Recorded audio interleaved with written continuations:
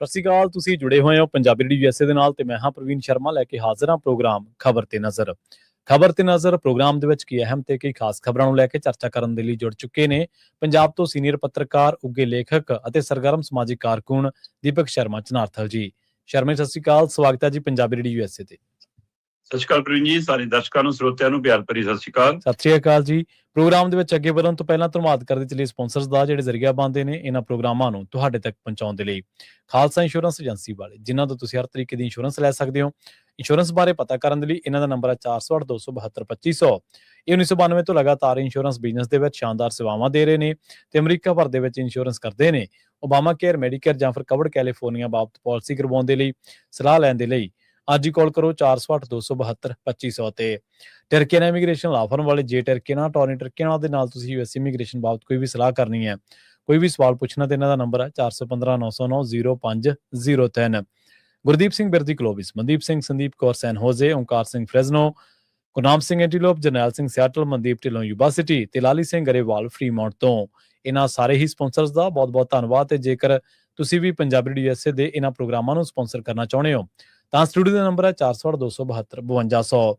ਅੱਜ ਦਾ ਇਹ ਖਬਰ ਤੇ ਨਜ਼ਰ ਪ੍ਰੋਗਰਾਮ ਸਾਲ 2026 ਦੀ 22 ਜਨਵਰੀ ਦਾ ਪ੍ਰੋਗਰਾਮ ਹੈ ਤੇ ਦਿਨ ਅੱਜ ਵੀਰਵਾਰ ਹੈ। ਸ਼ਰਮਾ ਜੀ, ਖਬਰਾਂ ਦੇ ਵੱਲ ਆਈਏ ਤੇ ਸ਼ੁਰੂਆਤ ਕਰੀਏ ਜਸਟਿਸ ਦੇ ਨਾਲ ਜੁੜੀ ਖਬਰ ਤੋਂ, ਨਿਆਂ ਦੇ ਨਾਲ ਜੁੜੀ ਖਬਰ ਤੋਂ।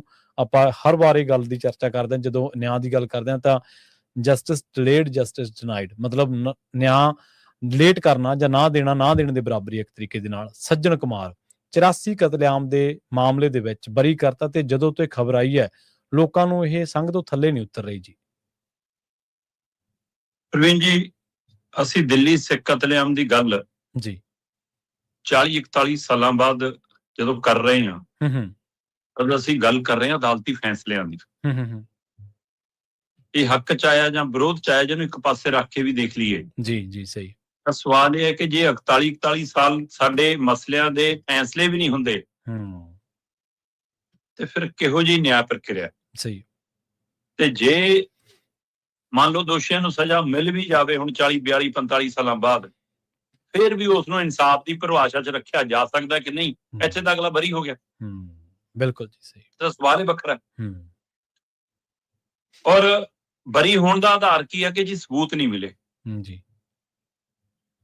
ਜਿਹੜੇ ਇਸ ਜਹਾਨੋਂ ਗਏ 84 ਦੇ ਵਿੱਚ, ਜਿਨ੍ਹਾਂ ਨੂੰ ਘਰਾਂ ਚੋਂ ਧੂ ਕੇ ਨਿਸ਼ਾਨਦੇਹੀ ਕਰ ਕਰਕੇ, ਫੂਕ ਕੇ, ਸਾੜ ਕੇ ਜਿੰਦਾ ਸਾੜਿਆ ਗਿਆ, ਜਲਾਇਆ ਗਿਆ, ਉਹਨਾਂ ਦੀਆਂ ਅਗਲੀਆਂ ਨਸਲਾਂ, ਅਗਲੀਆਂ ਪੀੜ੍ਹੀਆਂ ਕਿਵੇਂ ਬਚੀਆਂ ਤੇ ਉਹਨਾਂ ਨੇ ਕਦੋਂ ਆ ਕੇ ਹਿੰਮਤ ਕੀਤੀ ਹੋਣੀ, ਕਦੋਂ ਆ ਕੇ ਅਰਜੀ ਲਾਈ ਹੋਣੀ, ਕਦੋਂ ਸ਼ਿਕਾਇਤ ਕੀਤੀ ਹੋਣੀ, ਕਿਵੇਂ ਉਸ ਹੌਸਲੇ ਨਾਲ ਆਏ ਹੋਣੇ ਜੀ। ਤੇ ਸ਼ਿਕਾਇਤ ਕਰਤਾ ਵੀ ਤੁਰ ਗਏ ਤੇ ਪਰ ਹੁਣ ਕਹਿ ਰਹੇ ਨੇ ਜੀ ਸਬੂਤ ਨਹੀਂ ਮਿਲੇ। ਤੁਸੀਂ ਇਹ ਦੇਖੋ ਜੀ, ਇਸ ਨੂੰ ਕਿਵੇਂ ਕਹੀਏ ਕਿ ਇਨਸਾਫ? ਇਹਦੇ ਵਿੱਚ ਕੋਈ ਦੋ ਰਾਏ ਨਹੀਂ ਕਿ ਸੱਜਣ ਕੁਮਾਰ, ਜਗਦੀਸ਼ ਟਾਈਟਲਰ ਜਾਂ ਕੁਝ ਹੋਰ ਅਜਿਹੇ ਨਾਮ ਜਿਹੜੇ ਪੂਰੀ ਤਰ੍ਹਾਂ ਪ੍ਰਚਲਿਤ ਹੋਏ ਕਿ ਉਹ ਆਗੂ ਸੀ ਜਿਹੜੇ ਭੀੜ ਦੀ ਅਗਵਾਈ ਕਰਨ ਵਾਲੇ ਸੀ। ਸ਼ੁਰੂਆਤੀ ਰਿਪੋਰਟ ਇੱਕ ਇਹਦਾ ਆਧਾਰ ਬਣੀ, ਉਹਨਾਂ ਚੋਂ ਨਾਮ ਇਹ ਫਿਰ ਸਾਡੀ ਸਭ ਦੇ ਜ਼ੁਬਾਨ ਤੇ ਆਏ ਕਿ ਵੀ ਇਹ ਤਾਂ ਅੰਦਰ ਜਾਣੇ ਚਾਹੀਦੇ ਨੇ। ਜੀ HS ਫੂਲਕਾ ਤੋਂ ਲੈ ਕੇ ਹੋਰ ਕਈਆਂ ਨੇ ਜਿਹਦੀ ਪਹਿਲ ਕਦਮੀ ਕਰਕੇ ਲੜਾਈ ਲੜੀ ਹੈ ਨਾ, ਉਹ ਕਿੰਨੇ ਹੀ ਪਰਿਵਾਰ ਹੋਣੇ ਜਿਹੜੇ ਹਿੰਮਤ ਹੀ ਨਹੀਂ ਜੁਟਾ ਪਾਏ ਇਹਨਾਂ ਦੇ ਖਿਲਾਫ ਸ਼ਿਕਾਇਤ ਕਰਨ ਦੀ। ਸਹੀ, ਠੀਕ ਹੈ। ਤੇ ਉਸ ਸਮੇਂ ਦੀ ਹਾਕਮ ਧਿਰ ਜਿਹੜੀ ਦੇਸ਼ ਭਰ ਚ ਰਾਜ ਕਰ ਰਹੀ ਸੀ, ਕਾਂਗਰਸ, ਜੀ, ਜਦੋਂ ਤੱਕ ਉਹਦਾ ਡੰਕਾ ਵੱਜਿਆ ਕੇਂਦਰ ਦੇ ਤਖਤ ਤੇ, ਤਦ ਤੱਕ ਉਹਨੇ ਕਿੱਥੇ ਇਹਨਾਂ ਨੂੰ ਦੇ ਕਟਹਿਰੇ ਤੱਕ ਵੀ ਆਉਣ ਦਿੱਤਾ। ਕਿਵੇਂ ਇਹਨਾਂ ਦਾ ਬਚਾਅ ਕੀਤਾ ਆਪਾਂ ਸਾਰੇ ਜਾਣਦੇ ਹਾਂ, ਸੱਤਾ ਕਿਵੇਂ ਬਚਾਉਂਦੀ ਆ। ਤੇ ਜਿਹੜੇ ਹੁਣ ਕਹਿੰਦੇ ਨੇ ਕਿ ਅਸੀਂ ਸਿੱਖੀ ਦੇ ਸੱਚੇ ਪੈਰੋਕਾਰ ਆ, ਭੀੜ ਚ ਉਹਨਾਂ ਦੇ ਬੰਦੇ ਵੀ ਨਾਲ ਸੀ ਫੂਕਣ ਵਾਲਿਆਂ ਚ। ਸਹੀ, ਇਹ ਵੀ ਜਾਂਚ ਦਾ ਵਿਸ਼ਾ ਹੈ ਜੀ। ਬਿਲਕੁਲ, ਹੈ ਨਾ। ਤੇ ਸੱਚਾਈ ਇਹ ਵੀ ਹੈ ਕਿ ਆਂਢੀ ਗਵਾਂਢੀ ਜਿਨ੍ਹਾਂ ਨਾਲ ਸਾਂਝ ਸੀ, ਉਹਨਾਂ ਨੇ ਧਰਮ ਜਾਤ ਤੋਂ ਉੱਪਰ ਉੱਠ ਕੇ ਕਈ ਪਰਿਵਾਰ ਬਚਾਏ ਨੇ। ਜੀ ਸਹੀ। ਉਹ ਵੀ ਸੋ ਇਸ ਲਈ ਦੁਨੀਆ ਤੇ ਕਿਸੇ ਚੀਜ਼ ਦਾ ਬੀਜ ਨਾਸ ਨਹੀਂ। ਜੇ ਮਾੜਿਆਂ ਦੀ ਭੀੜ ਹੈ ਤਾਂ ਚੰਗਿਆਂ ਦਾ ਕਣ ਵੀ ਜਿਉਂਦਾ ਹੈਗਾ। ਬਿਲਕੁਲ। ਇਸ ਲਈ ਉਹ ਰਿਸ਼ਤੇ ਵੀ ਅਜੇ ਤੱਕ ਦਿੱਲੀ ਚ ਕਾਇਮ ਨੇ। ਪਰ ਜਦੋਂ ਅਸੀਂ ਕਾਨੂੰਨੀ ਪ੍ਰਕਿਰਿਆ ਦੇ ਹਵਾਲੇ ਨਾਲ ਗੱਲ ਕਰਦੇ ਹਾਂ ਤਾਂ 40-42 ਸਾਲਾਂ ਬਾਅਦ ਗੱਲ ਆਉਂਦੀ ਹੈ ਜੀ ਕਿ 2015 ਚ FIR ਦਰਜ ਹੋਈ। ਜਿਹੜੇ ਮਾਮਲਿਆਂ ਚ ਬਰੀ ਹੋਇਆ FIR 2015 ਚ ਦਰਜ ਹੁੰਦੀ ਹੈ। ਕਿਹੋ ਜੀ ਜੱਦੋਜਹਿਦ ਹੋਣੀ FIR ਦਰਜ ਕਰਾਉਣ ਲਈ ਵੀ। ਜੀ ਸਹੀ ਹੈ। ਇੱਥੋਂ ਅੰਦਾਜ਼ਾ ਲਾਓ। ਤੇ ਫਿਰ ਕਹਿੰਦੇ ਜੀ ਹੁਣ ਇਸ ਮਾਮਲੇ ਚ ਸਬੂਤ ਨਹੀਂ ਹੈਗੇ, ਤੱਥ ਨਹੀਂ ਮਿਲਾਨ ਹੋਏ ਜੀ। ਇੱਕ ਮਾਮਲੇ 'ਚ ਤਾਂ 5 ਤੋਂ 6 ਗਵਾਹ ਭੁਗਤ ਚੁੱਕੇ ਸੀ, ਪਰ ਸ਼ਿਕਾਇਤ ਕਰਤਾ ਤੁਰ ਗਿਆ ਤੇ ਇਸ ਲਈ ਜੀ ਕਹਿੰਦੇ ਮਾਮਲਾ ਖੜ ਜੂਗਾ। ਫਿਰ ਤਾਂ ਅਦਾਲਤ ਦੀ ਜ਼ਿੰਮੇਵਾਰੀ, ਵਕੀਲਾਂ ਦੀ ਜ਼ਿੰਮੇਵਾਰੀ, ਕਾਨੂੰਨ ਦੀ ਜ਼ਿੰਮੇਵਾਰੀ, ਸੰਵਿਧਾਨ ਦੀ ਜ਼ਿੰਮੇਵਾਰੀ, ਸਰਕਾਰ ਦੀ ਜ਼ਿੰਮੇਵਾਰੀ ਹੋਰ ਵਧਣੀ ਚਾਹੀਦੀ ਹੈ।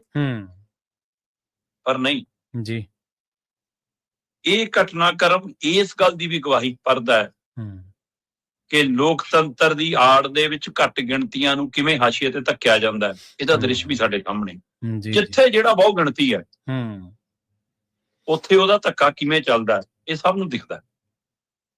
ਸੋ ਕੁੱਲ ਮਿਲਾ ਕੇ ਇਸ ਘਟਨਾਕ੍ਰਮ ਦੇ ਵਿੱਚ ਬੇਸ਼ੱਕ ਸੱਜਣ ਕੁਮਾਰ 2 ਮਾਮਲਿਆਂ 'ਚ ਬਰੀ ਹੈ, ਪਰ ਜੇਲੋਂ ਬਾਹਰ ਤਾਂ ਨਹੀਂ ਅਜੇ ਆਉਂਦਾ, ਕਿਉਂਕਿ ਲੰਘੇ ਦਿਨਾਂ 'ਚ ਉਹਨਾਂ ਨੂੰ ਕੁਝ ਮਾਮਲਿਆਂ 'ਚ ਪਹਿਲਾਂ ਉਮਰ ਕੈਦ ਹੋ ਚੁੱਕੀ ਹੈ। ਇਸ ਲਈ ਬਾਹਰ ਤਾਂ ਨਹੀਂ ਆਉਂਦਾ, ਪਰ ਜਿੱਦਾਂ ਵੀ ਇਹ ਕਦੇ ਫੈਸਲਾ ਹੁੰਦਾ, ਜਿਵੇਂ ਤੁਸੀਂ ਕਿਹਾ, ਇਹ ਦਰੁਸਤ ਗੱਲ ਹੈ ਕਿ ਜਿੱਦਾਂ ਹੀ ਕੋਈ 84 ਨਾਲ ਸੰਬੰਧਿਤ ਕੋਈ ਮਾਮਲਾ ਸਾਹਮਣੇ ਆਉਂਦਾ, ਉਹ ਸਾਰੇ ਅੱਲੇ ਜ਼ਖਮ ਜਿਹੜੇ ਕਦੇ ਸੁੱਕੇ ਹੀ ਨਹੀਂ, ਹਰੇ ਹੀ ਨੇ, ਹੈਨਾ, ਮਾੜਾ ਮੋਟਾ ਜਿਹਾ ਖਰਿੰਡ ਆਉਂਦਾ ਤਾਂ ਫਿਰ ਉਤਰ ਜਾਂਦਾ, ਉਹ ਫਿਰ ਸਾਰੇ ਚੇਤੇ ਆ ਜਾਂਦੇ, ਉਹ ਸਾਰਾ ਕੁਝ ਧਿਆਨ 'ਚ ਆ ਜਾਂਦਾ ਜੀ। ਸੋ ਇਸ ਲਈ ਅਸੀਂ ਇਹ ਕਹਿਣਾ ਕਿ ਹਾਂ ਸਰਕਾਰਾਂ ਨਿਆਂ ਸਾਰਿਆਂ ਦੇ ਲਈ ਹੈ ਜਾਂ ਸਮੇਂ ਸਿਰ ਹੈ, ਇਹ ਦੋ ਗੱਲਾਂ ਇੱਥੇ ਝੂਠੀਆਂ ਸਾਬਤ ਹੋ ਜਾਂਦੀਆਂ। ਜੀ ਸਹੀ ਕਿਹਾ। ਤੇ ਅਗਲੀ ਗੱਲ ਕਰੀਏ ਆਪਾਂ ਪੰਜਾਬ ਦੀ। ਸ਼ਰਮਾ ਜੀ, ਪੰਜਾਬ ਦੇ ਵਿੱਚ ਕਹਿੰਦੇ ਹੁਣ ਨਵੀਂ ਸਿਹਤ ਕ੍ਰਾਂਤੀ ਆ ਗਈ ਜੀ। ਅੱਜ ਦੇਖੋ, ਆਪਾਂ ਪਹਿਲਾਂ ਵੀ ਇੱਕ ਵਾਰ ਜਦੋਂ ਇਹਦਾ ਐਲਾਨ ਹੋਇਆ ਸੀ ਇਸ ਨਵੀਂ ਯੋਜਨਾ ਦਾ ਜੀ, ਤਦ ਵੀ ਆਪਾਂ ਗੱਲ ਕੀਤੀ ਸੀ। ਕੱਲ ਮੁੱਖ ਮੰਤਰੀ ਭਗਵੰਤ ਮਾਨ ਹੋਰਾਂ ਨੇ ਆਪਣੇ ਮੁੱਖ ਮੰਤਰੀ ਕੇਜਰੀਵਾਲ ਜੀ ਦੇ ਨਾਲ, ਮਤਲਬ ਉਹਨਾਂ ਦੇ ਮੁੱਖ ਮੰਤਰੀ ਤਾਂ ਉਹੀ ਨੇ, ਹੈਨਾ, ਉਹਨਾਂ ਦੇ ਨਾਲ ਕੱਲ ਮੋਹਾਲੀ ਦੇ ਵਿੱਚ ਇਸ ਪ੍ਰੋਗਰਾਮ ਦਾ ਐਲਾਨ ਕੀਤਾ ਕਿ ਜੀ ਅੱਜ ਤੋਂ 10 ਲੱਖ ਤੱਕ ਦਾ ਸਿਹਤ ਬੀਮਾ ਪੰਜਾਬੀਆਂ ਦਾ ਮੁਫਤ ਹੈ। ਪੰਜਾਬ 'ਚ ਰਹਿਣ ਵਾਲੇ ਪੰਜਾਬੀਆਂ ਦੇ ਲਈ ਇਹ ਯੋਜਨਾ ਹੈ। ਸੋ ਪਹਿਲੀ ਨਜ਼ਰੇ ਇਹ ਸਵਾਗਤਯੋਗ ਕਦਮ ਹੈ ਜੀ। ਪਹਿਲੀ ਨਜ਼ਰੇ ਇਹ ਯੋਜਨਾਵਾਂ ਸਰਕਾਰਾਂ ਨੂੰ ਲਿਆਉਣੀਆਂ ਚਾਹੀਦੀਆਂ। 2 ਪਹਿਲੂ ਨੇ ਭਾਰਤ ਦੇ ਵਿੱਚ, ਸਿਹਤ ਤੇ ਸਿੱਖਿਆ, ਜਿਹੜੀ ਸਭ ਤੋਂ ਵੱਧ ਜੇਬ ਤੇ ਭਾਰੂ ਹੈ, ਬਿਲਕੁਲ, ਔਰ ਜਿਹੜੀ ਸਭ ਤੋਂ ਵੱਧ ਲੋਕਾਂ ਨੂੰ ਲੁੱਟ ਦਾ ਕਾਰਨ ਹੈ। ਔਰ ਇਹਨਾਂ ਦੋਵਾਂ ਦੇ ਵਿੱਚ ਇਹ ਲੁਟਾ ਕੇ ਵੀ ਬੰਦੇ ਨੂੰ ਯਕੀਨ ਨਹੀਂ ਹੁੰਦਾ ਕਿ ਸਹੀ ਮੈਨੂੰ ਮਿਲ ਗਿਆ ਉਹਦਾ ਫਲ ਕੇ ਨਹੀਂ ਜੀ। ਜੇ ਸਰਕਾਰ ਸਿੱਖਿਆ ਦੀ ਗਰੰਟੀ ਲੈ ਲਵੇ ਪੰਜਾਬ 'ਚ, ਖਾਸ ਕਰਕੇ ਜੇ ਮਾਪਿਆਂ ਨੂੰ ਇਹ ਯਕੀਨ ਹੋ ਜਾਵੇ ਕਿ ਸਾਡੇ ਜਵਾਕ ਦੀ ਪੜ੍ਹਾਈ ਦੀ ਜ਼ਿੰਮੇਵਾਰੀ ਸਰਕਾਰ ਦੀ, ਔਰ ਇੱਕ ਸੁਰਤਾ ਇਕਸਾਰ ਹੋਏਗੀ ਸਾਰਿਆਂ ਦੀ, ਹੈਨਾ, ਕੋਈ ਫਰਕ ਨਹੀਂ, ਕੋਈ ਇੱਕੋ ਸਾਰ ਦੇ ਸਕੂਲ ਸਾਰੇ, ਤੇ ਇਸੇ ਤਰ੍ਹਾਂ ਸਿਹਤ ਦੇ ਮਾਮਲੇ 'ਚ ਹੋਵੇ ਕਿ ਸਾਰਿਆਂ ਦਾ ਇਲਾਜ ਇੱਕੋ ਤਰੀਕੇ ਨਾਲ ਹੋਊਗਾ, ਕੋਈ ਮਸਲਾ ਨਹੀਂ ਜੀ। ਪੰਜਾਬ ਤਾਂ ਉਹ ਹੈ ਜਿਹੜਾ ਮਿੱਟੀ 'ਚੋਂ ਸੋਨਾ ਉਗਾਉਂਦਾ। ਫਿਰ ਦੇਖੋ ਇਸ ਸੂਬੇ ਦੇ ਵਿਕਾਸ ਦੇ ਲਈ ਲੋਕ ਕਿੰਨੀ ਜਾਨ ਮਾਲ ਬਾਤ ਸਕਦੇ ਆ ਜੇ ਇਹਨਾਂ 2 ਫਿਕਰਾਂ ਤੋਂ ਤੁਸੀਂ ਉਹਨਾਂ ਨੂੰ ਲਾਂਭੇ ਕਰ ਦੋ। ਪਰ ਤੁਸੀਂ ਤਾਂ ਆਟਾ ਦਾਲ ਤੇ ਲਾਉਣਾ, ਤੁਸੀਂ ਤਾਂ ਮੁਫਤ ਬਿਜਲੀ ਤੇ ਲਾਉਣਾ, ਤੁਸੀਂ ਤਾਂ ਉਹਨੂੰ ਕਹਿਣਾ ਕਿ ਹਾਂ ਤੂੰ ਤਾਂ ਕਿਰਤੀ ਰਹਿਵੇਂ ਹੀ ਨਾ, ਤੂੰ ਤਾਂ ਸਾਡੇ ਟੁਕੜਿਆਂ ਜੋ ਕਰ ਰਹੇ, ਜਿਵੇਂ ਤੁਸੀਂ ਤਾਂ ਇਸ ਤਰੀਕੇ ਦੇ ਲਾ ਰਹੇ ਹੋ, ਤੁਸੀਂ ਤਾਂ ਕਿਰਤ ਕਰਨ ਨੂੰ ਉਹਨੂੰ ਦੂਰ ਲੈ ਕੇ ਜਾ ਰਹੇ ਹੋ। ਪਰ ਇਹ ਜਿਹੜੀ ਯੋਜਨਾ, ਇਹਦੇ ਵਿੱਚ ਕਿਹਾ ਗਿਆ ਕਿ ਮੁੱਖ ਮੰਤਰੀ ਭਗਵੰਤ ਮਾਨ ਕਹਿੰਦੇ ਕਿ ਇਹ ਬਹੁਤ ਅਸੀਂ ਸੋਚ ਸਮਝ ਕੇ ਬੜੀ ਯੋਜਨਾਬੱਧ ਤਰੀਕੇ ਨਾਲ ਲੈ ਕੇ ਆਏ। ਇਹਦੇ ਵਿੱਚ ਕੋਈ ਔਖ ਨਹੀਂ, ਕੋਈ ਨੀਲਾ ਪੀਲਾ ਕਾਰਡ ਨਹੀਂ ਬਣਨਾ, ਕੋਈ ਡਾਕੂਮੈਂਟ ਨਹੀਂ ਜਮ੍ਹਾਂ ਕਰਾਉਣਾ, ਹੈ ਨਾ, ਕੋਈ ਕਿਸੇ ਦੀ ਮੋਹਰ ਨਹੀਂ ਲਵਾ ਕੇ ਲਾਉਣੀ ਪੰਚ ਸਰਪੰਚ ਦੀ। ਤੁਹਾਡੇ ਹੱਥ 'ਚ ਆਧਾਰ ਕਾਰਡ ਤੇ ਪੰਜਾਬ ਦਾ ਵੋਟਰ ਕਾਰਡ ਜੀ, 2 ਚੀਜ਼ਾਂ ਪੰਜਾਬ ਦੀਆਂ ਚਾਹੀਦੀਆਂ। ਮੁੱਖ ਮੰਤਰੀ ਜੀ ਦੇ ਬੋਲ ਨੇ, ਹੁਣ ਉਹ ਕਿੰਨੇ ਕੁ ਸੱਚੇ ਹੁੰਦੇ ਨੇ, ਕਿੰਨੇ ਕੁ ਪੁੱਗਦੇ ਨੇ, ਅਸੀਂ ਮਾਘੀ ਮੇਲੇ ਵਾਲੇ ਦੇਖ ਚੁੱਕੇ ਹਾਂ ਜੀ। ਜੀ ਸਹੀ ਹੈ, ਇਹ ਵੱਖਰੀ ਗੱਲ ਹੈ। ਪਰ ਫਿਰ ਵੀ ਉਹਨਾਂ ਨੇ ਕਿਹਾ ਕਿ ਵੀ ਇੱਕ ਆਧਾਰ ਕਾਰਡ ਜੇ ਪੰਜਾਬ ਦਾ ਹੈਗਾ, ਦੂਸਰਾ ਜੇ ਪੰਜਾਬ ਦਾ ਵੋਟਰ ਕਾਰਡ ਹੈਗਾ, ਤਾਂ 10 ਲੱਖ ਤੱਕ ਦਾ, ਚਾਹੇ ਦਿਲ ਦੀ ਬਿਮਾਰੀ ਹੈ, ਚਾਹੇ ਹਾਰਟ, ਚਾਹੇ ਕੋਈ ਦਿਮਾਗ ਦੀ ਬਿਮਾਰੀ ਹੈ, ਚਾਹੇ ਕੋਈ ਬੜਾ ਆਪਰੇਸ਼ਨ ਹੈ, ਛੋਟਾ ਆਪਰੇਸ਼ਨ ਹੈ, 10 ਲੱਖ ਤੱਕ ਦਾ ਇਲਾਜ ਉਹਦਾ ਸਰਕਾਰੀ ਤੋਂ ਲੈ ਕੇ ਪ੍ਰਾਈਵੇਟ ਹਸਪਤਾਲਾਂ 'ਚ ਮੁਫਤ ਹੋਊਗਾ। ਮਤਲਬ ਉਹਦਾ ਕਹਿਣ ਤੋਂ ਭਾਵ 65 ਲੱਖ ਤੋਂ ਵੱਧ ਪਰਿਵਾਰ ਵਿੱਚ ਕਵਰ ਹੁੰਦੇ ਆ। ਕਹਿੰਦੇ 3 ਕਰੋੜ ਤੋਂ ਵੱਧ ਪੰਜਾਬੀ ਆ ਗਏ, ਜਨਗਣਨਾ 'ਚ ਵੱਧ ਜਾਣੇ ਆ ਹੋਰ, ਮਤਲਬ ਹੈ ਨਾ। ਤੇ ਉਹਦੇ ਬਾਹਰੀ ਵੀ ਜਿੰਨੇ ਹੈਗੇ ਉਹ ਸਾਰਾ। ਹੁਣ SIR 'ਚ ਕੀ ਹੁੰਦਾ, ਇਹ ਨਵਾਂ ਡਰਾਮਾ ਜੇ ਪੰਜਾਬ ਨੇ ਚੱਲਣਾ। ਹੁਣ ਇਸ ਐਲਾਨ ਦੇ ਨਾਲ ਇੱਕ ਸੁਖਾਵਾਂ ਪਲ ਲੱਗਿਆ ਕਿ ਲੋਕਾਂ ਨੂੰ ਸਿਹਤ ਪੱਖੋਂ, ਕਿਉਂਕਿ ਕੇਜਰੀਵਾਲ ਜੀ ਉੱਥੇ ਕਹਿ ਰਹੇ ਸੀ ਪੰਜਾਬੀ ਲੋਕ ਹੁਣ ਇਲਾਜ ਖਣੋ ਨਹੀਂ ਮਰਨਗੇ। ਵੈਸੇ ਤਾਂ ਆਮ ਤੌਰ ਤੇ ਕੇਜਰੀਵਾਲ ਜੀ ਮੁੱਖ ਮਹਿਮਾਨ ਬਣ ਕੇ ਆਉਂਦੇ ਨੇ ਸਰਕਾਰੀ ਸਮਾਗਮਾਂ 'ਚ, ਇਸ ਲਈ ਫਿਰ ਮੁੱਖ ਮਹਿਮਾਨ ਨੇ ਸਭ ਤੋਂ ਅਖੀਰ 'ਚ ਬੋਲਣਾ ਹੁੰਦਾ, ਇਹ ਵੀ ਦਿਖਾਉਣਾ ਹੁੰਦਾ ਕਿ ਮੈਂ ਤੁਹਾਡੇ ਮੁੱਖ ਮੰਤਰੀ ਤੋਂ ਵੱਡਾ। ਸਹੀ ਹੈ, ਨਹੀਂ ਤਾਂ ਸਰਕਾਰੀ ਸਿਹਤ ਤੇ ਸੰਵਿਧਾਨਕ ਉਹਦਾ ਵੱਡਾ ਮੁੱਖ ਮੰਤਰੀ ਦਾ ਹੀ ਹੈ। ਸੋ ਕੇਜਰੀਵਾਲ ਅਖੀਰ 'ਚ ਬੋਲਦੇ ਹੁੰਦੇ ਸੀ, ਪਰ ਉਹਨਾਂ ਨੇ ਫਾਰਮੂਲਾ ਬਦਲ ਲਿਆ। ਹੁਣ ਇਹ ਨਹੀਂ ਗਾ ਕਿ ਉਹਨਾਂ ਨੂੰ ਸੰਵਿਧਾਨ ਚੇਤੇ ਆ ਗਿਆ ਇਸ ਲਈ ਉਹ ਭਗਵੰਤ ਮਾਨ ਤੋਂ ਪਹਿਲਾਂ ਬੋਲਣ ਲੱਗ ਗਏ। ਨਹੀਂ, ਉਹਨਾਂ ਨੇ ਦੇਖਿਆ ਕਿ ਮੈਨੂੰ ਸੁਣਨ ਲਈ ਭੀੜ ਰੁਕਦੀ ਹੋ ਨਹੀਂ। ਭਗਵੰਤ ਮਾਨ ਦੇ ਬੋਲਣ ਤੋਂ ਬਾਅਦ ਭੀੜ ਉੱਠ ਕੇ ਚੱਲ ਜਾਂਦੀ ਹੈ, ਲੋਕ ਮੈਨੂੰ ਤਾਂ ਸੁਣਦੇ ਨਹੀਂ, ਇਸ ਲਈ ਭਗਵੰਤ ਮਾਨ ਤੋਂ ਪਹਿਲਾਂ ਬੋਲਣ ਲੱਗ ਪਏ। ਸਹੀ ਹੈ। ਸੋ ਕੇਜਰੀਵਾਲ ਜੀ ਦੇ ਕਹਿਣ ਅਨੁਸਾਰ ਕਿ ਇਹ ਪੰਜਾਬ ਦੇ ਵਿੱਚ ਨਵੀਂ ਸਿਹਤ ਕ੍ਰਾਂਤੀ ਹੈ। ਵੈਸੇ ਤਾਂ ਇਹ ਕਹਿੰਦੇ ਸੀ ਸਿਹਤ ਵਾਲੇ ਮਾਮਲੇ 'ਚ ਅਸੀਂ PhD ਕੀਤੀ ਹੋਈ ਹੈ, ਸਿੱਖਿਆ ਕ੍ਰਾਂਤੀ ਕਿਵੇਂ ਪਖਾਨਿਆਂ 'ਚ ਬੜੀ, ਯੁੱਧ ਨਸ਼ਿਆਂ ਵਿਰੁੱਧ ਦਾ ਸੱਚ ਕੀ ਆ, ਹੈ ਨਾ, ਤੇ ਮਤਲਬ ਕਿ ਸਿਹਤ ਦੇ ਮਾਮਲੇ ਤੇ ਮੁਹੱਲਾ ਕਲੀਨਿਕਾਂ ਦਾ ਹਾਲ ਕੀ ਆਪਾਂ ਸਾਰੇ ਜਾਣਦੇ ਹਾਂ। ਸੋ ਇਸ ਲਈ ਹੁਣ ਇਸ ਤਰੀਕੇ ਨਾਲ ਯੋਜਨਾ ਨੂੰ ਮੰਨਿਆ ਜਾ ਰਿਹਾ ਕਿ ਇਹ 227 ਦੇ ਲਈ ਏਜੰਡਾ ਹੈ। ਇਹ ਸਿਰਫ ਤੇ ਸਿਰਫ ਸਾਲ ਦੇ ਲਈ ਹੈ ਫਾਰਮੂਲਾ। ਉਹ ਤੋਂ ਬਾਅਦ ਹੋ ਸਕਦਾ ਹੈ ਕਿ 4 ਮਹੀਨੇ ਪਹਿਲਾਂ ਹਸਪਤਾਲ ਇਲਾਜ ਕਰਨ ਨੂੰ ਹੀ ਬੰਦ ਕਰ ਦੇਣ ਕਿ ਬਾਈ ਪੈਸੇ ਕੌਣ ਦਊਗਾ ਬਾਅਦ ਚ ਜੇ ਸਰਕਾਰ ਬਦਲ ਗਈ ਜਾਂ ਕੁਝ ਹੋ ਗਿਆ। ਮੈਂ ਉੱਥੇ ਤੱਕ ਜਾਣ ਦੀ ਬਜਾਏ, ਮੈਂ ਕਹਿੰਦਾ ਹਸਪਤਾਲਾਂ ਦੇ ਸ਼ੰਕੇ ਸ਼ੋਭੇ ਕਰਨ ਦੀ ਬਜਾਏ, ਮੇਰਾ ਸਵਾਲ ਸਿਰਫ ਸਰਕਾਰ ਨੂੰ ਦੋ ਹੈ। ਇੱਕ ਤਾਂ ਸਰਕਾਰ ਇਹ ਜ਼ਰੂਰ ਦੱਸ ਦੇਵੇ ਕਿ ਉਹਨੇ ਇਹ ਯੋਜਨਾ ਲਿਆਉਣ ਤੋਂ ਪਹਿਲਾਂ ਪੰਜਾਬ ਦਾ ਕੋਈ ਡਾਟਾ ਤਿਆਰ ਕੀਤਾ ਕਿ ਐਵਰੇਜ ਕਿੰਨੇ ਲੋਕ ਬਿਮਾਰ ਹੁੰਦੇ ਨੇ, ਕਿੰਨੇ ਮੁੱਢਲੀ ਦਵਾਈ ਲੈ ਕੇ ਠੀਕ ਹੋ ਜਾਂਦੇ ਨੇ, ਕਿੰਨੇ ਵੱਡੇ ਆਪਰੇਸ਼ਨ ਹੁੰਦੇ ਨੇ, ਕਿੰਨੇ ਛੋਟੇ ਆਪਰੇਸ਼ਨ ਹੁੰਦੇ ਨੇ, ਐਵਰੇਜ ਕੀ ਹੈ, ਕਿੰਨੇ ਲੋਕ ਇਲਾਜ ਪਿੱਛੋਂ ਰਹਿ ਜਾਂਦੇ ਨੇ ਵੱਡੇ ਆਪਰੇਸ਼ਨਾਂ ਦੇ ਲਈ। ਉਹ ਸਾਰੇ ਡਾਟੇ ਦੇ ਆਧਾਰ ਤੇ। ਦੂਜਾ ਸਵਾਲ ਮੇਰਾ ਇਹ ਕਿ ਬਜਟ ਕਿੰਨਾ ਰੱਖਿਆ ਇਹਦੇ ਲਈ, ਪੈਸਾ ਕਿੱਥੋਂ ਆਉਣਾ? ਸਹੀ ਹੈ, ਕਰਦੇ ਹੀ ਚੱਕਣਾ ਸਾਡੇ ਹੀ ਸਿਰ ਤੇ, ਸਾਡੀਆਂ ਜੁੱਤੀਆਂ ਸਾਡੇ ਸਿਰ। ਇਹ ਦੋ ਚੀਜ਼ਾਂ ਦਾ ਸਰਕਾਰ ਜਵਾਬ ਦੇ ਕੇ ਯਕੀਨ ਬਣਾ ਲਵੇ, ਨਹੀਂ ਤਾਂ ਫਿਰ ਇਹ ਸਿੱਖਿਆ ਕ੍ਰਾਂਤੀ ਵਾਂਗੀ ਸਿਹਤ ਕ੍ਰਾਂਤੀ ਹੋਊਗੀ, ਦੇਖ ਲਿਓ ਤੁਸੀਂ। ਜੀ ਸਹੀ ਹੈ। ਤੇ ਅਗਲੀ ਗੱਲ ਕਰੀਏ ਰਾਣੇ ਰਣਬੀਰ ਦੇ ਨਾਟਕ ਦੀ। ਕਹਿੰਦੇ ਕਾਂਗਰਸੀ ਖੇਡਣਗੇ ਹੁਣ ਬੰਦੇ ਬਣੋ ਬੰਦੇ, ਕਾਂਗਰਸੀ ਵੋਟਾਂ ਪਾਉਣਗੇ ਕਿ ਨਾਟਕ ਖੇਡਣਗੇ ਜੀ? ਦੇਖੋ ਨਾਟਕੇ ਖੇਡਦੀ ਹੈ ਜੀ, ਸਿਆਸਤ ਹੋਰ ਕਰਦੀ ਕੀ ਹੈ? ਕਰਦੀ ਕੀ ਹੈ, ਸਹੀ ਹੈ, ਬਿਲਕੁਲ ਜੀ। ਰਾਣਾ ਰਣਵੀਰ ਹੋਰੀ ਅੱਜ ਕੱਲ ਪੰਜਾਬ ਦੌਰੇ ਤੇ ਨੇ ਤੇ ਉਹ ਇੱਕ ਨਾਟਕ ਖੇਡ ਰਹੇ ਨੇ, ਬੰਦੇ ਬਣੋ ਬੰਦੇ। ਚੰਡੀਗੜ੍ਹ ਚ ਵੀ ਹੈ, ਪਟਿਆਲੇ ਵੀ ਹੈ, ਹੋਰ ਥਾਵਾਂ ਤੇ, ਬਹੁਤ ਥਾਵਾਂ ਤੇ ਹੋ ਰਿਹਾ ਲਗਾਤਾਰ। ਸੋ ਮੈਨੂੰ ਲੱਗਦਾ ਹਾਈ ਕਮਾਂਡ ਨੇ ਵੀ ਫਿਰ ਕਾਂਗਰਸ ਸੱਦੀ ਸੀ ਦਿੱਲੀ ਤੇ, ਉਹਨਾਂ ਨੂੰ ਇਹੀ ਕਿਹਾ ਬੰਦੇ ਬਣੋ ਬੰਦੇ। ਤੇ ਉੱਥੋਂ ਫਿਰ ਇਹ ਗੱਲ ਤੁਰੀ ਕਿ ਹੁਣੇ ਆ ਕੇ ਨਾਟਕ ਖੇਡ ਲੈਣਗੇ ਬੰਦੇ ਬਣੋ ਵਾਲਾ, ਇਹ ਬੰਦੇ ਬਣ ਜਾਣਗੇ। ਇੱਕ ਗੱਲ ਚੰਗੀ ਹੋਈ ਇਹ ਸਾਰੇ ਕਲੇਸ਼ ਦੇ ਵਿੱਚ, ਜੀ ਜੀ, ਉਹ ਚੰਗੀ ਰਾਜਾ ਵੜਿੰਗ ਲਈ ਹੋਈ ਕਿ ਮੈਨੂੰ ਲੱਗਦਾ ਕਿ ਰਾਜਾ ਵੜਿੰਗ ਨੂੰ ਪੰਜਾਬ ਆਉਂਦੇ ਹੀ ਸਭ ਤੋਂ ਪਹਿਲਾਂ ਚਰਨਜੀਤ ਚੰਨੀ ਦਾ ਧੰਨਵਾਦ ਕਰਨਾ ਚਾਹੀਦਾ। ਸਹੀ ਗੱਲ। ਚੰਨੀ ਕਰਕੇ ਰਾਜਾ ਵੜਿੰਗ ਦੀ ਕੁਰਸੀ ਬਚ ਗਈ, ਚੰਨੀ ਕਰਕੇ ਰਾਜਾ ਵੜਿੰਗ ਦੀ ਪ੍ਰਧਾਨਗੀ ਬਚ ਗਈ। ਹੁਣ ਵੈਸੇ ਤਾਂ ਕਾਂਗਰਸ ਚ ਕਲਚਰ ਰਿਹਾ ਇਹ ਲਗਭਗ ਕਿ ਪ੍ਰਧਾਨ ਹੀ ਮੁੱਖ ਮੰਤਰੀ ਦਾ ਉਮੀਦਵਾਰ ਬਣ ਜਾਂਦਾ ਹੈ, ਪਰ ਰਾਜਾ ਵੜਿੰਗ ਮੁੱਖ ਮੰਤਰੀ ਦਾ ਉਮੀਦਵਾਰ ਤਾਂ ਨਹੀਂ ਬਣ ਸਕਦਾ। ਪਰ ਚੋਣਾਂ ਤੱਕ ਪ੍ਰਧਾਨਗੀ ਬਚੀ ਰਹਿਣ ਦੀ ਸੰਭਾਵਨਾ ਬਣ ਗਈ ਹੈ, ਜਿਹੜਾ ਜਨਵਰੀ ਫਰਵਰੀ ਛੁੱਟੀ ਹੋਣੀ ਸੀ। ਇਹ ਬੈਠਕਾਂ ਨਵਾਂ ਪ੍ਰਧਾਨ ਲਾਉਣ ਲਈ, ਚੋਣ ਇੰਚਾਰਜ ਲਾਉਣ ਲਈ ਹੋਣੀਆਂ ਸੀ ਕਿ ਆ ਮਾਮਲੇ ਨੇ ਜਿਹੜਾ ਜੀ ਜਾਤ ਵਾਲਾ ਮਾਮਲਾ ਆ ਗਿਆ ਜੀ ਪਾਤਲਾ, ਜਦੋਂ ਕਿ ਚਰਨਜੀਤ ਚੰਨੀ ਨੇ ਐਸੀ ਵਿੰਗ ਦੇ ਅੰਦਰ ਮੀਟਿੰਗ 'ਚ ਆਪਣੀ ਗੱਲ ਕਹੀ ਸੀ, ਔਰ ਉਹ ਮੀਟਿੰਗ ਆਪਣੇ ਹੀ ਇਸੇ ਭਾਈਚਾਰੇ ਦੇ ਮਸਲਿਆਂ ਨੂੰ ਵਿਚਾਰਨ ਲਈ ਸੀ ਪਾਰਟੀ ਪੱਧਰ ਤੇ। ਤੇ ਪਰ ਰਾਜਾ ਵੜਿੰਗ ਔਰ ਉਹਦੀ ਧਿਰ ਨੇ ਉਸ ਨੂੰ ਜੱਟ ਬਨਾਮ ਦਲਿਤ ਬਣਾ ਕੇ ਪੇਸ਼ ਕਰਨ ਦੀ ਕਵਾਇਦ ਕੀਤੀ ਤੇ ਰਾਹੁਲ ਗਾਂਧੀ ਕੋਲ ਸ਼ਿਕਾਇਤ ਦੇ ਰੂਪ 'ਚ ਲੈ ਕੇ ਗਏ। ਤੇ ਰਾਜਾ ਵੜਿੰਗ ਆਪ ਵੀ ਕਾਫੀ ਚਰਚਾ 'ਚ ਰਹਿੰਦੇ ਨੇ।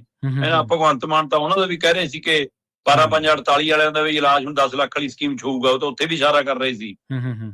ਸੋ ਇਸ ਲਈ ਸਭ ਤੋਂ ਵੱਧ ਡਰ ਚੰਨੀ ਨਾਲੋਂ ਵੀ ਵੱਧ ਮਸਲਾ ਰਾਜਾ ਵੜਿੰਗ ਦਾ ਸੀ ਕਿ ਪ੍ਰਧਾਨਗੀ ਗਵਾ ਕੇ ਤਾਂ ਨਹੀਂ ਆ ਜਾਣਗੇ, ਕਿਉਂਕਿ ਤੈਅ ਸੀ ਕਿ ਜਨਵਰੀ ਫਰਵਰੀ 'ਚ ਬਦਲ ਜਾਣਾ। ਜੀ ਸਹੀ। ਸੋ ਸਾਰੀ ਕਵਾਇਦ ਉਸੇ ਲਈ ਸੀ। ਹੁਣ ਇਹ ਕਈ ਵਾਰ ਦਾ ਹੁੰਦਾ ਹੈ, ਸਿੱਧਾ ਪੈ ਜਾਵੇ ਪੁੱਠਾ ਪੈ ਜਾਵੇ। ਹੁਣ ਪਤਾ ਨਹੀਂ ਇਹ ਚੰਨੀ ਲਈ ਦਾ ਸਿੱਧਾ ਪਿਆ ਕਿ ਪੁੱਠਾ ਪਿਆ, ਇਹ ਮਾਂਬਾਦੀ ਕਿਸੇ ਲਈ ਸਵਾਦੀ ਪਤਾ ਨਹੀਂ, ਅਗਲੀ ਵਾਰ ਲਈ ਫਾਇਦਾ ਹੋ ਜਾਵੇ ਨੁਕਸਾਨ ਹੋ ਜਾਵੇ। ਪਰ ਕੱਲ ਵਾਲੀ ਬੈਠਕ 'ਚ ਲਗਭਗ ਸਾਰਿਆਂ ਦੀ ਕਲਾਸ ਲੱਗੀ ਹੈ ਜੀ। ਬੜੇ ਚੋਣਵੇਂ ਲੀਡਰ ਬੁਲਾਏ ਸੀ ਦਿੱਲੀ ਦੇ ਵਿੱਚ, ਖੜਗੇ ਉਹਨਾਂ ਦੇ ਘਰੇ ਉਹਨਾਂ ਦੀ ਪ੍ਰਧਾਨਗੀ 'ਚ ਬੈਠਕ ਹੁੰਦੀ ਹੈ। ਰਾਹੁਲ ਗਾਂਧੀ ਮੌਜੂਦ ਰਹਿੰਦੇ ਨੇ, ਕੇਸੀ ਬੇਨੂਗੋਪਾਲ ਤੇ ਅੰਬਿਕਾ ਸੋਨੀ ਹਾਜ਼ਰ ਰਹਿੰਦੀ ਹੈ। ਪੰਜਾਬ ਦੇ ਮਾਮਲੇ 'ਚ ਅੰਬਿਕਾ ਸੋਨੀ ਨੂੰ ਤਾਂ ਜਿਵੇਂ PhD ਕਰਾਈ ਹੋਈ ਹੈ, ਉਹ ਤਾਂ ਪੱਕੀ ਹੁੰਦੀ ਹੈ। ਸੋ ਉਹ ਤੇ ਫਿਰ ਉਹ ਤੋਂ ਇਲਾਵਾ ਮਤਲਬ ਵਿਰੋਧੀ ਧਿਰ ਦੇ ਲੀਡਰ ਮਤਲਬ ਪ੍ਰਤਾਪ ਬਾਜਵਾ, ਪ੍ਰਧਾਨ ਰਾਜਾ ਵੜਿੰਗ, ਸਾਬਕਾ ਉਪ ਮੁੱਖ ਮੰਤਰੀ ਸੁਖਜਿੰਦਰ ਰੰਧਾਵਾ, ਸਾਬਕਾ ਮੁੱਖ ਮੰਤਰੀ ਚਰਨਜੀਤ ਸਿੰਘ ਚੰਨੀ, ਵਿਜੇਂਦਰ ਸਿੰਗਲਾ, ਰਾਣਾ KP ਸਿੰਘ ਤੇ ਡਾਕਟਰ ਅਮਰ ਸਿੰਘ। ਸੋ ਮਤਲਬ ਜਦੋਂ ਦਰਜਨਕ ਬੰਦੇ ਹੋਣ ਤਾਂ 1 to 1 ਹੋ ਜਾਂਦੀ ਹੈ। ਕੱਲੇ ਕੱਲੇ ਦੀ ਗੱਲ ਸੁਣੀ ਗਈ ਹੋਣੀ, ਕੱਲੇ ਕੱਲੇ ਨੂੰ ਗੱਲ ਕਹੀ ਗਈ ਹੋਣੀ। ਜੀ ਜੀ। ਸੋ ਜੋ ਜਾਣਕਾਰੀ ਮਿਲੀ ਉਹਦੇ ਅਨੁਸਾਰ ਲਗਭਗ ਇਹ ਤੈਅ ਹੋਇਆ ਕਿ ਇੱਕ ਤਾਂ ਮੀਡੀਆ 'ਚ, ਸੋਸ਼ਲ ਮੀਡੀਆ 'ਚ ਟਿੱਪਣੀਆਂ ਕਰਨੀਆਂ, ਬਿਆਨ ਦੇਣੇ, ਇੱਕ ਦੂਜੇ ਦੇ ਖਿਲਾਫ ਬਿਆਨ ਦੇਣੇ ਬੰਦ ਕਰੋ। ਬੋਲਣਾ ਤਾਂ ਦੂਜਿਆਂ ਦੇ ਖਿਲਾਫ ਬੋਲੋ, ਲੜਨਾ ਤਾਂ ਪੰਜਾਬ ਦੇ ਮਸਲਿਆਂ ਨੂੰ ਲੈ ਕੇ ਲੜੋ। ਨਰੇਗਾ ਤੋਂ ਥੋਤੋਂ ਲੜਾਈ ਬਣ ਨਹੀਂ ਰਹੀ, ਰਾਹੁਲ ਗਾਂਧੀ ਸਾਰੇ ਦੇਸ਼ 'ਚ ਝੰਡਾ ਚੁੱਕੀ ਤੁਰ ਰਿਹਾ। ਸੋ ਇਸ ਤਰੀਕੇ ਕਾਰਨ ਵੀ ਕਲਾਸ ਲੱਗੀ ਤੇ ਫਿਰ ਇਹ ਵੀ ਤਾੜਨਾ ਹੋਈ ਕਿ ਹੁਣ ਜਾ ਕੇ ਕੋਈ ਬਿਆਨਬਾਜ਼ੀ ਨਹੀਂ ਕਰਨੀ, ਇਕੱਠੇ ਦਿਖਣੇ ਚਾਹੀਦੇ ਮੈਨੂੰ ਨਹੀਂ ਲੱਗਦਾ ਕਿ ਇਹ ਇੰਨਾ ਕੁ ਅਸਰ ਕਰੂਗਾ। ਠੀਕ ਹੈ, ਉੱਥੋਂ ਗਵਾਰਾ ਭਰ ਕੇ ਭੇਜਤਾ ਉਹਨਾਂ ਨੇ ਕਿ ਲਓ ਵੀ ਉੜਦੇ ਫਿਰੋ ਪੰਜਾਬ 'ਚ, ਉੱਪਰੋਂ ਰਬੜ ਪਾ ਕੇ ਰੱਸੀ ਬੰਨ ਕੇ ਭੇਜਤੀ। ਮਾੜੀ ਜੀ ਕੋਈ ਤਿੱਖੀ ਚੀਜ਼ ਵੱਜੀ ਤੇ ਗਵਾਰਾ ਜਦੇ ਫੁੱਟਣਾ। ਇਹ ਕਾਂਗਰਸੀਆਂ ਦੀ ਹਵਾ ਜਦੇ ਨਿਕਲ ਜਾਣੀ ਹੈ, ਪਟਾਕਾ ਜਦੇ ਬੋਲ ਜਾਣਾ। ਇੱਕ ਦੋ ਦਿਨਾਂ 'ਚ ਦੇਖਿਓ ਬੋਲੇ ਖੜੇ। ਪਰ ਪੁੱਛ ਰਹੇ ਸੀਗੇ ਮੀਡੀਆ ਵਾਲੇ ਪ੍ਰਤਾਪ ਬਾਜਵੇ ਨੂੰ ਕਿ ਜੀ ਕੀ ਕਹਿਣਾ ਚਾਹੁੰਦੇ, ਉਹ ਕਹਿੰਦੇ ਚਲ ਹੁਣ ਤਾਂ ਕਹਿ ਕੇ ਭੇਜਿਆ ਕਿ ਬੋਲਣਾ ਨਹੀਂ ਕੁਛ, ਤੁਸੀਂ ਹੁਣੇ ਕਹੀ ਜਾਂਦੇ ਹੋ। ਰਾਜਾ ਵੜਿੰਗ ਕਹਿੰਦਾ ਇੱਕ ਦੋ ਦਿਨ ਰੁਕ ਜਾਓ ਜੀ, ਫਿਰ ਕਰਾਂਗੇ। ਸਵੇਰ ਸਰੀ ਰਹਿ ਨਹੀਂ ਹੁੰਦਾ। ਪਰ ਫਿਰ ਵੀ ਰਾਜਾ ਵੜਿੰਗ ਦੇ ਲਈ ਇਹ ਮੀਟਿੰਗ ਝਾੜਾਂ ਦੇ ਬਾਵਜੂਦ ਵੀ ਲਾਹੇਵੰਦ ਰਹੀ ਹੈ, ਉਹਦੀ ਪ੍ਰਧਾਨਗੀ ਬਚ ਗਈ ਹੈ। ਪਰ ਮੁੱਖ ਮੰਤਰੀ ਦੇ ਉਮੀਦਵਾਰ ਕੌਣ ਹੋਊਗਾ, ਇਹਨੂੰ ਲੈ ਕੇ ਦਾਅਵਾ ਹੈਗਾ ਜੀ, ਇਹਨੂੰ ਲੈ ਕੇ ਮਸਲਾ ਹੈਗਾ। ਸੁਖਜਿੰਦਰ ਰੰਧਾਵਾ ਵੀ ਉੱਥੇ ਸੱਚੇ ਪੁੱਤ ਬਣਨ ਦੀ ਕੋਸ਼ਿਸ਼ ਕਰਦੇ ਦਿਖਦੇ ਨੇ। ਚਰਨਜੀਤ ਚੰਨੀ ਵੀ ਹਾਈ ਕਮਾਂਡ ਦੇ ਨੇੜਲੇ ਜੋ ਅਜੇ ਵੀ ਮੰਨੇ ਜਾਂਦੇ ਨੇ। ਬਲਜਿੰਦਰ ਸਿੰਘਲਾ, ਰਾਣਾ KP ਇਸ ਉਮੀਦ ਨਾਲ ਬੈਠੇ ਨੇ ਕਿ ਜੇ ਮਤਲਬ ਕਾਂਗਰਸ ਨੇ ਆਪਣੀ ਗਲਤੀ ਸੁਧਾਰਨੀ ਚਾਹੀ ਕਿ ਜਾਖੜ ਵਾਲੀ ਦੁਬਾਰਾ ਨਾ ਹੋ ਜਾਵੇ, ਸ਼ਾਇਦ ਸਾਡੇ ਚੋਂ ਕਿਸੇ ਦੀ ਵਾਰੀ ਆ ਜਾਵੇ। ਡਾਕਟਰ ਅਮਰ ਸਿੰਘ ਬਾਰੇ ਚਰਚਾ ਤੁਰਦੀ ਹੈ ਕਿ ਉਹਨਾਂ ਨੂੰ ਸਾਰੀਆਂ ਧਿਰਾਂ ਪ੍ਰਮਾਣ ਕਰ ਸਕਦੀਆਂ ਨੇ। ਇਹਦਾ ਮਤਲਬ ਕੀ ਚੰਨੀ ਦਾ ਬਦਲ ਵੀ ਲੱਭ ਰਹੀ ਹੈ ਪਾਰਟੀ? ਇਹ ਵੀ ਸਵਾਲ ਹੈਗਾ, ਹੈ ਨਾ। ਤੇ ਇਹਨਾਂ ਸਾਰਿਆਂ ਦੇ ਵਿੱਚ ਰਾਜਨੀਤਿਕ ਸਟੇਜਾਂ ਤੇ ਜਿਵੇਂ ਪੇਸ਼ ਹੁੰਦੇ ਨੇ ਪ੍ਰਤਾਪ ਬਾਜਵਾ, ਸਰਕਾਰ ਆਉਣ ਤੇ ਇਹਨੂੰ ਅੰਦਰ ਕਰ ਦਿਆਂਗੇ, ਉਹਨੂੰ ਅੰਦਰ ਕਰ ਦਿਆਂਗੇ, ਉਹ ਇੰਝ ਦਿਖਾਉਂਦੇ ਨੇ ਕਿ ਮੈਂ ਸਰਕਾਰ ਚਲਾਉਣੀ ਹੈ। ਮੀਟਿੰਗ ਜਾਣ ਲੱਗਿਆ ਜਿਵੇਂ ਉਹ ਫਾਈਲ ਨਾਲ ਲੈ ਕੇ ਜਾਂਦੇ ਨੇ, ਉਹ ਦਿਖਾਉਂਦੇ ਨੇ ਕਿ ਮੇਰੇ ਨਾਲ ਹੀ ਮੀਟਿੰਗ ਆ, ਬਾਕੀ ਤਾਂ ਉਹ ਮੈਂਬਰੇ ਨੇ। ਸੋ ਉਹ ਤਰੀਕਾ ਕਰੋ, ਆਪਣੇ ਆਪ ਨੂੰ ਪਹਿਲਾਂ ਹੀ ਪੇਸ਼ ਕਰ ਰਹੇ ਨੇ ਲੋਕਾਂ ਮੂਹਰੇ ਵੀ, ਤੇ ਹਰ ਮਸਲੇ ਤੇ ਟਿੱਪਣੀ ਕਰਨ ਤੋਂ ਬਚਦਿਆਂ ਹੋਏ ਉਹ ਹਾਈ ਕਮਾਂਡ ਨੂੰ ਵੀ ਕੁਝ ਰੱਖਣ ਦੀ ਕਵਾਇਦ ਨੇ। ਉਹ ਮੁੱਖ ਮੰਤਰੀ ਦੇ ਦਾਅਵੇਦਾਰ ਬਣਨਾ ਚਾਹੁੰਦੇ ਨੇ। ਅਮਰਿੰਦਰ ਸਿੰਘ ਵਾਂਗ ਉਹ ਭੀੜੀ ਪਜਾਮੀ ਪਾ ਕੇ ਸੋਚਦੇ ਨੇ ਕਿ ਮੈਂ ਰਾਜਾ ਬਣਿਆ ਖੜਿਆ। ਇਹ ਤਾਂ ਪੰਜਾਬ ਨੇ ਤੈਅ ਕਰਨਾ ਰਾਜਾ ਕੌਣ ਬਣੂਗਾ ਤੇ ਕਦੋਂ ਬਣੂਗਾ। ਪਰ ਦੇਖਦੇ ਹਾਂ ਜੀ ਪਾਰਟੀ ਕਿਹਨੂੰ ਮੂਹਰੇ ਲਾਉਂਦੀ ਹੈ। ਬਿਲਕੁਲ ਜੀ। ਤੇ ਅਗਲੀ ਗੱਲ ਕਰੀਏ ਇਸੇ ਤਰ੍ਹਾਂ ਹੀ ਪੰਜਾਬ ਦੀ ਖੇਤਰੀ ਪਾਰਟੀ ਦੀ ਪੁਨਰ ਸੁਰਜੀਤ ਅਕਾਲੀ ਦਲ ਦੀ। ਜਥੇਦਾਰ ਸਾਹਿਬ ਕਹਿੰਦੇ ਕਿ ਇਦਾਂ ਨਹੀਂ ਛੱਡਦੇ ਪ੍ਰਧਾਨਗੀ, ਉਹਨਾਂ ਦੇ ਬਾਰੇ ਗੱਲਾਂ ਚੱਲ ਰਹੀਆਂ ਨੇ ਜੀ। ਦੇਖੋ, ਕੱਲ ਗੰਭੀਰ ਬੈਠਕ ਹੋਈ ਹੈ। ਪੁਨਰ ਸੁਰਜੀਤ ਦੀ ਚੰਡੀਗੜ੍ਹ 'ਚ ਸੀ, ਕਾਂਗਰਸੀਆਂ ਦੀ ਦਿੱਲੀ ਸੀ ਜੀ। ਤੇ ਪੁਨਰ ਸੁਰਜੀਤ ਦੀ ਬੈਠਕ ਦੇ ਵਿੱਚ ਗੱਲ ਤਾਂ ਉੱਥੋਂ ਹੀ ਸ਼ੁਰੂ ਹੋਈ ਕਿ ਭੰਗ ਕਰ ਲਈਏ ਸਾਰਾ ਢਾਂਚਾ। ਕਿਉਂਕਿ ਪਿਛਲੇ ਦਿਨਾਂ 'ਚ ਆਪਾਂ ਗੱਲ ਕੀਤੀ ਸੀ, ਗਿਆਨੀ ਹਰਪ੍ਰੀਤ ਸਿੰਘ ਤੋਂ ਇਲਾਵਾ ਹੀ ਕੁਝ ਲੀਡਰਾਂ ਨੇ ਬੈਠਕ ਕਰਕੇ ਤੈਅ ਕਰ ਲਿਆ ਸੀ ਕਿ ਆਪਾਂ ਭੰਗ ਕਰਕੇ ਅੱਗੇ ਵਧੀਏ। ਇਸ ਬੈਠਕ 'ਚ ਗਿਆਨੀ ਹਰਪ੍ਰੀਤ ਸਿੰਘ ਹਾਜ਼ਰ ਸੀ। ਅਸਲ 'ਚ ਉਹਨਾਂ ਨੂੰ ਲੱਗ ਰਿਹਾ ਸੀ ਕਿ ਗਿਆਨੀ ਹਰਪ੍ਰੀਤ ਸਿੰਘ ਇੰਨੇ ਤਪ ਚੁੱਕੇ ਨੇ, ਹੁਣ ਉਹ ਆ ਕੇ ਕਹਿਣਗੇ ਭਾਈ ਆਹ ਅਸਤੀਫਾ ਚੱਕੋ, ਜਿਹਨੇ ਚਲਾਉਣਾ ਚਲਾ ਲਓ। ਪਰ ਗਿਆਨੀ ਹਰਪ੍ਰੀਤ ਸਿੰਘ ਨੇ ਲੰਘੇ 2 ਦਿਨ ਪਹਿਲਾਂ ਇੱਕ ਇਕੱਠ ਦੇ ਵਿੱਚ ਕਿਹਾ ਕਿ ਬਈ ਟਿਕਟਾਂ ਅਸੀਂ ਨੌਜਵਾਨਾਂ ਨੂੰ ਦੇਵਾਂਗੇ, ਔਰਤਾਂ ਨੂੰ ਵੀ ਦੇਵਾਂਗੇ, ਇੰਨੇ %, 40% ਨੌਜਵਾਨ, 33% ਬੀਬੀਆਂ। ਤੇ ਉਹਦਾ ਟਿਕਟਾਂ ਵੰਡ ਰਹੇ ਨੇ ਜੀ। ਇਹਦਾ ਤਾਂ ਜਿਹੜਾ ਬੰਦਾ ਟਿਕਟਾਂ ਵੰਡ ਰਿਹਾ, ਐਲਾਨ ਕਰ ਰਿਹਾ, ਉਹ ਐ ਪ੍ਰਧਾਨਗੀ ਦੇ ਨਹੀਂ ਛੱਡ ਕੇ ਚੱਲਿਆ ਫਿਰ।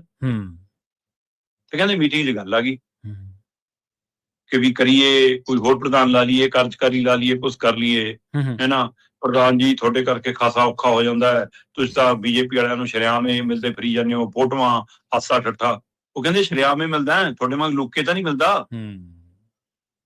ਕਹਿੰਦੇ ਫਿਰ ਕਈਆਂ ਦੇ ਮੂੰਹ ਉਤਰ ਗਏ। ਕਹਿੰਦੇ ਮੈਨੂੰ ਉਹਨਾਂ ਦਾ ਵੀ ਪਤਾ ਜਿਹੜੇ ਲੁੱਕੇ ਜਾ ਕੇ ਆਪਣੇ ਕੰਮ ਕਰਾ ਕੇ ਲਿਆਉਂਦੇ ਨੇ। ਸਹੀ ਹੈ। ਤੇ ਕਹਿੰਦੇ ਇਸ ਮਸਲੇ ਨੇ ਕਈ ਚੁੱਪ ਕਰਾਤੇ। ਸੋ ਇਹ ਕੁੱਲ ਮਿਲਾ ਕੇ ਅੰਦਰ 2-3 ਧੜੇ ਖੜੇ ਹੋ ਗਏ ਜੀ। ਇੱਕ ਧੜਾ ਉਹ ਹੈ ਜਿਹੜਾ ਗਿਆਨੀ ਹਰਪ੍ਰੀਤ ਸਿੰਘ ਨੂੰ ਅਜੇ ਪ੍ਰਧਾਨਗੀ ਦੇ ਤੌਰ ਤੇ ਅਗਾਂਹ ਤੋਰਨਾ ਚਾਹੁੰਦਾ। ਉਹ ਕਹਿੰਦਾ ਥੱਲੇ ਟੀਮ ਹੋਰ ਬਣਾਉਣੀ, ਬਣਾ ਲਓ, ਪ੍ਰਧਾਨ ਜੀ ਹੀ ਰਹਿਣਗੇ। ਇੱਕ ਧੜਾ ਉਹ ਆ ਕਹਿੰਦਾ ਪੈਸਾ ਤੇ ਕੰਨੀ ਔਖੇ ਹੋ, ਰੱਖੜੇ ਕੰਨੀ ਦੇਖ ਲਓ, ਚੰਦੂ ਮਾਜਰੇ ਵਰਗਿਆਂ ਨੂੰ ਬਣਾ ਲਓ, ਰਾਜਨੀਤਿਕ ਘਾਗ ਨੇ, ਹੈ ਨਾ, ਬੀਬੀ ਜਗੀਰ ਕੌਰ ਕੰਨੀ ਦੇਖੋ, ਕੁਝ ਉਧਰ ਨੂੰ ਝਾਕ ਰੱਖ ਰਹੇ ਨੇ। ਇੱਕ ਧੜਾ ਉਹ ਹੈ ਜਿਹੜਾ ਕਹਿੰਦਾ ਕਿ 2 ਦਸੰਬਰ ਵਾਲਾ ਕੀ ਬਣਿਆ, ਆਪਾਂ ਜਿਹੜੇ ਸਿਧਾਂਤ ਪਾਲਣੇ ਸੀ, ਆਪਾਂ ਤਾਂ ਇੱਕ ਪਰਿਵਾਰ ਚੋਂ ਇੱਕ ਜੀਤ ਦੇ ਹਵਾਲੇ ਨਾਲ ਰਾਜਨੀਤੀ ਕਰਨੀ ਸੀ। ਸਹੀ ਹੈ। ਆਪਾਂ ਤਾਂ ਅਹੁਦੇਦਾਰੀਆਂ 'ਚ 2-2, 3-3 ਬੰਦੇ ਐਡਜਸਟ ਕਰਨ ਲੱਗ ਪਏ। ਇਹਦੇ ਆਪਣੇ ਯਾਰ ਸੁਖਬੀਰ ਬਾਦਲ ਦਲ 'ਚ ਫਰਕ ਹੀ ਰਹਿ ਗਿਆ। ਸਹੀ। ਉਧਰ ਮਨਪ੍ਰੀਤ ਇਆਲੀ ਬੈਠਕ 'ਚ ਦੇਰ ਨਾਲ ਆਉਂਦੇ ਨੇ ਤਾਂ ਬੈਠਕ ਵੀ ਦੇਰ ਨਾਲ ਸ਼ੁਰੂ ਹੁੰਦੀ ਹੈ। ਤੇ ਮਨਪ੍ਰੀਤ ਇਆਲੀ ਦਾ ਮਤਲਬ ਇਹ ਦੇਖ ਰਹੇ ਨੇ ਕਿ ਹਾਂ ਮੇਰੇ ਤੋਂ ਬਿਨਾਂ ਤਾਂ ਨਹੀਂ ਬੈਠਕ ਕਰਦੇ। ਤੇ ਮਨਪ੍ਰੀਤ ਆਏ ਤੇ ਜੇ ਇਆਲੀ ਦੇ ਆਏ ਤੇ ਜੇ ਬੈਠਕ ਸ਼ੁਰੂ ਹੁੰਦੀ ਆ ਤਾਂ ਕਹਿੰਦੇ ਮਨਪ੍ਰੀਤ ਇਆਲੀ ਫਿਰ ਉਸੇ ਗੱਲ ਤੇ ਆਉਂਦੇ ਨੇ ਕਿ ਕਰੋ ਵੀ ਸਮਝੌਤਾ, ਹੈ ਨਾ, ਅੰਮ੍ਰਿਤਪਾਲ ਵਾਲੀ ਧਿਰ ਨਾਲ, ਵਾਰਿਸ ਪੰਜਾਬ ਦੇ ਨਾਲ, ਆਪਾਂ ਕਰ ਲਈਏ, ਉਹਦੇ ਤੇ ਅੱਗੇ ਵਧੀਏ। ਉਹ ਇਸ ਨੁਕਤੇ ਤੇ ਨੇ।